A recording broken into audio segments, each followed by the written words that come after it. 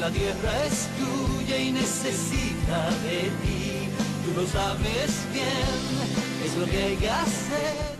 Bien, este programa de Cuidando el Huerto lo hemos dedicado para conversar sobre el tema del cambio climático y sobre todo de su valor económico o importancia económica. Y estamos viendo lo que ya está ocurriendo en el mundo a partir del posicionamiento de Estados Unidos y el presidente actual de Estados Unidos, Donald Trump, que reniega de la realidad, de la verdad del cambio climático.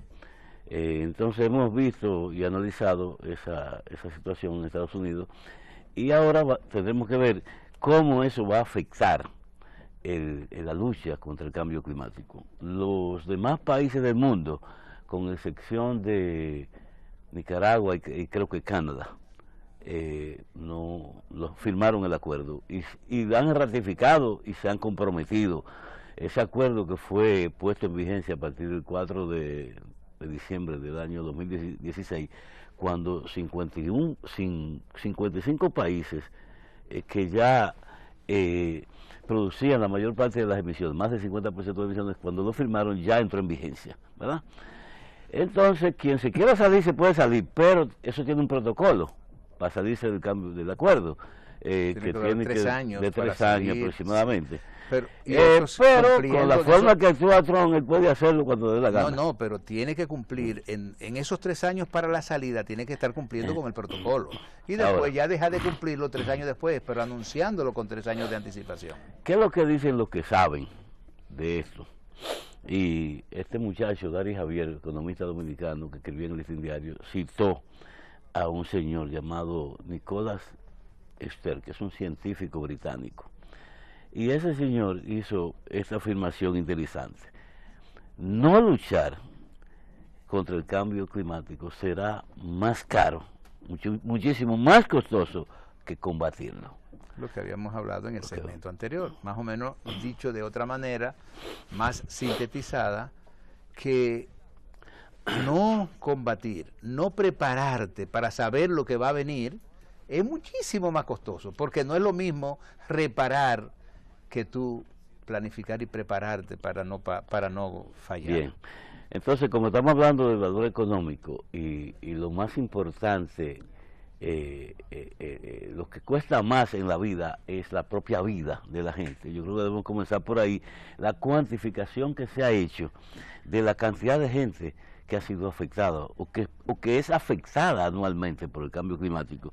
Y los estudios de Naciones Unidas ya calculan en 3.7 millones de personas que mueren anualmente a causa de problemas de humos, que uno no lo ve, o tú sí lo ves, cuando tú ves el ambiente así como neblinoso, sin que haya neblina realmente, sin que esté produciendo ningún tipo de fenómeno. Y sin embargo, esos son contaminación. Cuando el humo es blanco no hay mucha contaminación. Cuando es negro es mayor la contaminación. ¿Tú has ido a México? Míralo ahí, ¿ves? Mira. Ya eso es puro dióxido de carbono, la atmósfera que puro hace carboncillo en el aire, suspendido en el aire. ¿Tú has ido a México? Claro, he ido Ciudad de México. ¿Tú ves cómo la ciudad de México? ¿Tú no ves el sol en Ciudad de México? En México no se ve el sol. Tú sientes que hay algo claro, pero el sol no se ve porque la capa de contaminación y de smog que hay se puede hasta cortar en el aire. Tal vez me pasó en China lo mismo, en una ciudad que tienen ellos industrial, que eso no tiene madre. Eso es un smog, como dicen, a esa neblina contaminante. Ahora, ¿qué efecto causa eso en la salud de la gente? Ese es el efecto que, bueno como tú no caes muerto en el mismo momento, pero tú tienes cáncer, tú tienes problemas de otro tipo de afecciones en la piel, en los ojos, tú tienes problemas respiratorios. Todos esos problemas son eso. Entonces, que tú estás diciendo, el humo, que mueren 3 esa estadística, estamos hablando de 3.7 millones de muertos por efecto de humo, pero hay 4.3 millones de muertos por problemas de mala ventilación en los hogares. ¿Verdad? Y hay 150.000 niños muertos de manera prematura, normalmente a causa de enfermedades. No, pero espérate ahí con la ventilación. Recuérdate que la ventilación en nuestro país, en nuestro clima, en nuestro trópico, es menos severo que en los climas donde tienen que cubrirse y protegerse por la inclemencia del clima. Por suerte, nosotros somos un país de ventanas abiertas. Nosotros somos, ¿por qué? Porque no es necesariamente por la contaminación del aire, sino por el calor. Entonces, para nosotros es mucho más fácil, o sea, la mortandad por causa de la contaminación por ventilación es mucho menor. Sin embargo, tú te puedes encontrar que en algunos pueblos, en algunos lugares, barrios populosos, las personas casi no tienen ventilación porque tienen que protegerse ya no necesariamente de lo que es el clima, pero sí de los ladrones y de otras. Entonces tratan de hacer unas ventanitas muy pequeñas, cuando nosotros deberíamos tener ventanas más grandes para darle mucho más amplitud y mucho más salud. Es lo mismo que decir, ¿tú crees que es bueno dormir con las ventanas cerradas? Casi todo el mundo lo hace. Debemos dormir con la ventana abierta porque cuando tú estás respirando, tú estás emitiendo gases que no son buenos que se queden, sino deben de salir. Por eso nosotros recomendamos, claro, eso es una recomendación del doctor Wilfredo Mañón y de los médicos naturistas que nos han dicho, oigan, abran las ventanas. Este efecto de tú mantener el cuarto cerrado, tú sientes, cuando tú entras en una habitación donde tú estás cerrado y hay mucha gente durmiendo, tú sientes un olor a gente. Sí. Cuando debería haber una ventilación de tal manera que esos gases, esa respiración de la gente se vayan yendo y cambiándose por nuevo aire. Y eso fácilmente con una ventana más grande o no cerrar las ventanas. Eso no ocurre cuando se usa o se tiene la posibilidad de usar aire acondicionado, que realiza ese efecto de entrar aire limpio y sacar el aire ya usado que tiene dióxido de carbono.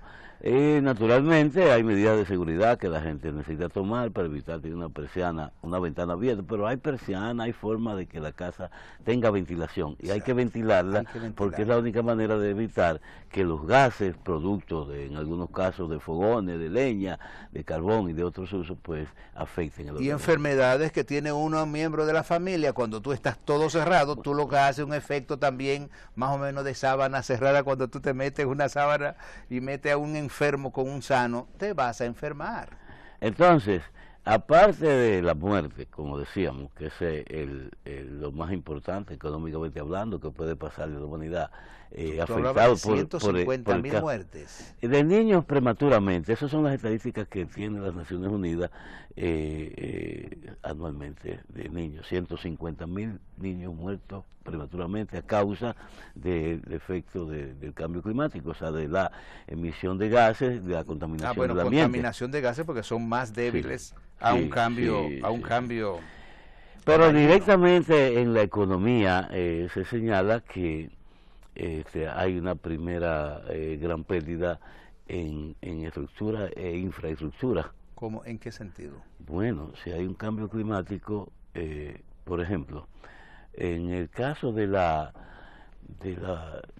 efectos que producen las tormentas, ¿verdad? Aquí lo hemos visto cómo nos han dañado puentes, carreteras, muchísimos tipos de infraestructura, producto de eso mismo, porque esas tormentas son en gran medida cada vez más grandes, más fuertes y afectan más.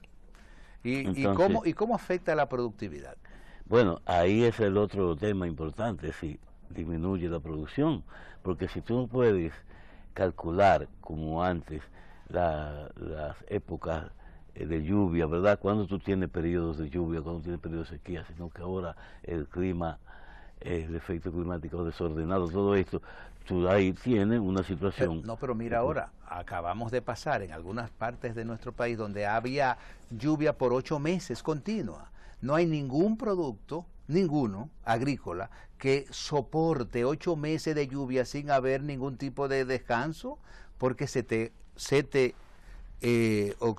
¿cómo se llama? Se ahogan las raíces. el suelo se compacta, no respiran, las plantas no pueden respirar bien y lógicamente la productividad decae. Si es verdad que a veces no se mueren, pero no producen igual, las flores se caen, no puede fructificar y lógicamente todo ese efecto, la producción cambia. Mira, me han dicho en la zona inclusive de cacao, que el cacao al haber tanta lluvia ha tenido que bajar su productividad porque tanta lluvia, las flores disminuyen, aún siendo un cultivo donde le encanta la gran lluvia, pero donde ha habido habichuelas no se puede haber habichuela, donde hay plátano también baja, donde hay yuca se pudre, o sea, todo eso es efecto de un cambio que antes no existía. Cuando tú tienes un evento tan largo, pero también ocurre como hace 2 años, tuvimos un efecto de más de 7 u 8 o 10 meses sin caer una gota de agua. También la productividad se afecta, porque sin agua o con mucha agua, los dos efectos son efectos de este mismo cambio climático. Tú sabes que todo en la vida necesita estabilidad, armonía, equilibrio, ¿verdad? Así es. Entonces, naturalmente, cuando eso se desorganiza ya hay problemas. Ahora, tuvimos 8 meses de lluvia, ¿verdad? Como tú señalas. Pero esa lluvia, si tiene buena cobertura vegetal, hay mucha infiltración, se va a la napa freática, después sale por los ríos y normalmente. Si no hay buena cobertura vegetal, bueno, pues hay escorrentía, produce erosión, se va nos arrastra la tierra, se va a la presa y al mar. Y cuando no hay lluvia y hay sequía, entonces, ¿sabe que el suelo, la parte del suelo que produce, es digamos que 50 centímetros, 1 metro? Esa parte que necesita humedad para producción, si está anegada, daña la planta, pero si está seca, le hace falta la lluvia. Hace 2 semanas que no llueve ya, excepto en algunos puntitos del país. Ya se está sintiendo la falta de agua en muchos cultivos del país. Para que tú veas cómo es la necesidad del equilibrio, la armonía y la estabilidad de las cosas, en este caso de la lluvia. Bueno, eso nos hace a nosotros tener acciones, como hemos hecho en nuestros programas anteriores, de suplirles agua, dosificarla en tiempos donde falta y controlarla donde hay exceso. Entonces hay para eso riego y drenaje, ¿verdad? No, y también, exactamente, el riego cuando falta y el drenaje cuando sobra. Mira, entonces tenemos ahí pérdidas en infraestructura, pérdidas en producción, ¿verdad? En disminución de la producción.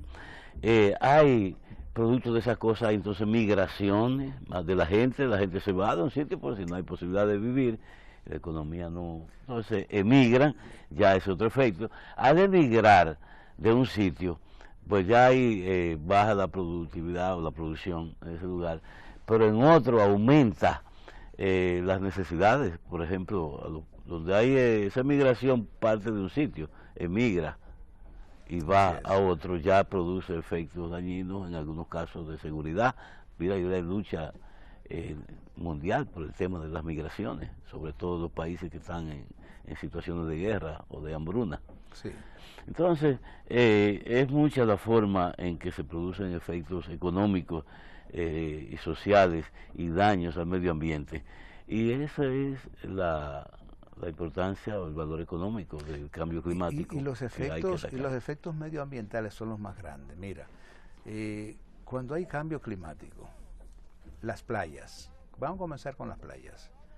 Muchas playas se afectan. Tuvimos hace como un mes, menos de un mes, donde habíamos recibido como noticia, yo no pude ir a verlo, quería verlo, que se habían formado unas playas nuevas en Puerto Plata, pero también en Agua, toda la costa norte, habían formación en agua que el mar se había retirado, pero después volvieron otra vez a su sitio. O sea, esos son efectos, pero también hay otro efecto, que el agua del mar va entrando y también eliminando algunas playas. Hay alguien que explicó ese efecto en términos de la posición del Sol, la Luna y la Tierra, de una cuadratura de la Tierra, y por eso se explica que tuvo ese efecto y luego pasó. Pero hay un efecto que es imperceptible, que está llegando poquito a poco. Así, en la medida que se produce el deshielo en los polos y aumenta el nivel de agua en los mares, en esa medida eso se tiene que reflejar de alguna manera en el planeta. ¿Y cómo se refleja? Precisamente en ese aumento de agua abarca, es decir, ocupa un espacio que antes no tenía. Y ya ahí, ¿quién se afectaría grandemente? El turismo, las infraestructuras turísticas, ¿verdad?, que han sido hechas en las costas de países como el nuestro, donde se señala que podríamos ser uno de los más afectados en términos de el aumento del nivel del mar. Miren, el último minuto que nos queda, ¿qué recomendación podemos nosotros dar? Bueno, no me diga un minuto, hay muchas cosas que conversar todavía. Sí, pero ya nos queda, ya tenemos que ir cerrando nuestro programa, lamentablemente, pero tenemos que decir algo con respecto a esa población que nos está viendo, que decimos, bueno, sí, tenemos el cambio climático, y ahora, ¿cómo yo hago? ¿Qué yo hago para que nuestro mundo sea mejor? Y ahí está ¿cómo se llama? La participación humana. Claro, nosotros hemos visto la participación de gobiernos, participación de grandes movimientos económicos mundiales, pero nosotros también tenemos un efecto ya aterrizado a nuestra propia naturaleza. Mira, Bernabé, los científicos dicen que para combatir el efecto del cambio climático hay que invertir el 1% del Producto Interno Bruto del mundo. Y yo me puse a hacer números. En el caso dominicano, ese 1% podría representar unos 700 millones de dólares anuales, o sea, unos 33.000 millones de pesos mensuales.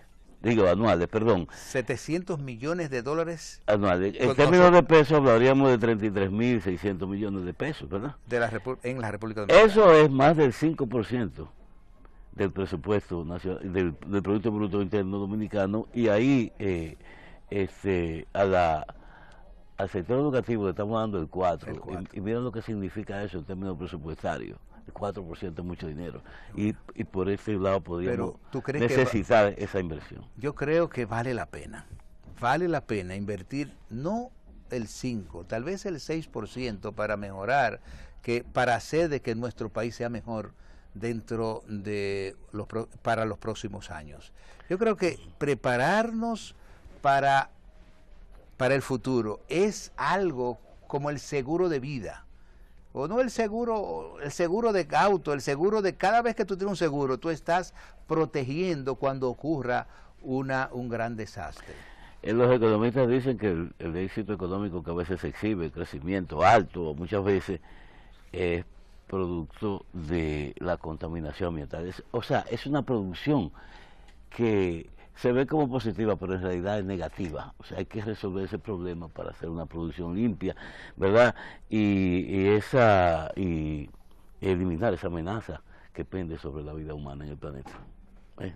De manera que Trump no tiene razón. Sin embargo, nosotros tenemos, como persona, como país, nosotros debemos aportar y proteger nuestro país y proteger nuestro ambiente, porque es verdad, nosotros no podemos contra Trump ni contra las decisiones que ellos tengan, pero nosotros sí podemos en nuestro ambiente tener un ambiente mucho mejor, más verde, sembrar nuestro árbol cada día, paíno, tendremos